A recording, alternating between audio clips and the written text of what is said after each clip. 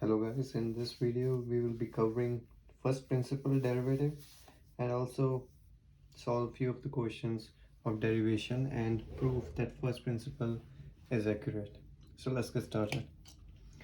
So first principle derivative right here. Alright, so the thing with first principle derivative is that it says that limit h approach to 0 is f of x plus h minus f of x divided by h. So what does this equation actually means? So it means that if we are talking about a graph where we have y-axis and x-axis, then we have one line which used to represent, let's say, y equals to mx plus c, or the function itself fx, which is y, right?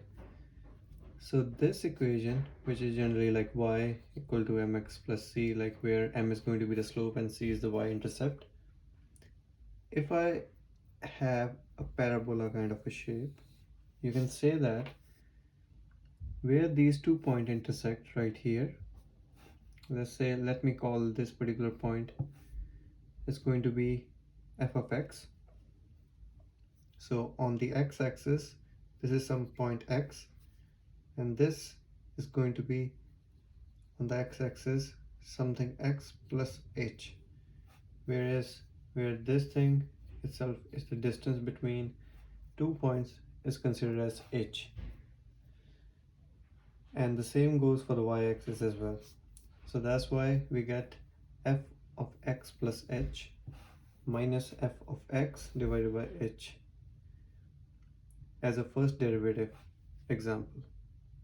So let's try to solve and prove if we have the first derivative and also the normal derivation formulas that we use to solve for a differentiation, if both of the two answers come out to be true, and that would consider that our first principle derivative is the right way to go. So let's say I have an equation y equals to 2x plus 5, let's say. So considering that, using the first derivative, we would have function which is f of x equals to y, as we all know, right? So we need to also find out that what f of x is going to equal to in this case is 2x plus 5, because y equals to 2x plus 5. Similarly, we also need to have fx plus h. So fx plus h is nothing else but replacing x with x plus h.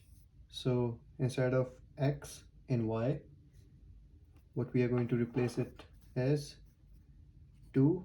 So instead of x, I'm going to put x plus h plus 5. If I'm going to solve it, so I'm going to get fx plus h equals to 2x plus 2h plus 5. So I have two equations, right? So one is fx, which is my first equation, so fx plus h, which is my second equation. Using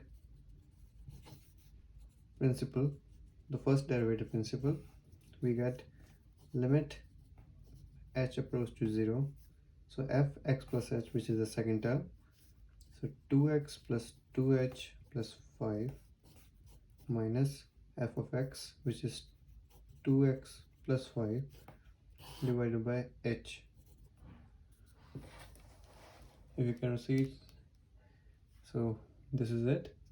So limit h approach to 0, 2x plus 2h plus 5 minus 2x plus 5 divided by h, using the same first principle. So now I'm just going to continue it. So I will have limit h approaches 0, 2x plus 2h plus 5. So I can open up the bracket right here. I have negative. I will have negative 2x and plus minus minus, which is minus 5 as well, divided by h.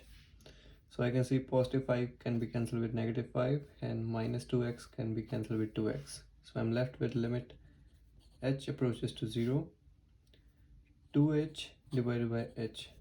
So h and h can be cancelled. So limit will be finished because there is no h left. So equals to 2.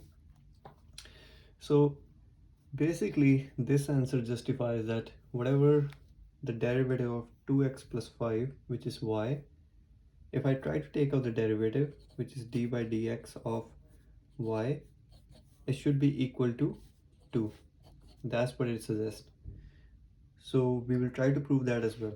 So let's take the derivative of y, which will be d by dx of 2x plus 5. So in this case, I have dy dx of 2x plus dy dx of 5. So 5 is a constant term, the derivative will be 0. Therefore dy by dx will be equal to, so the constant term comes out, as we all know dx by dx will be cancelling out to give us 1.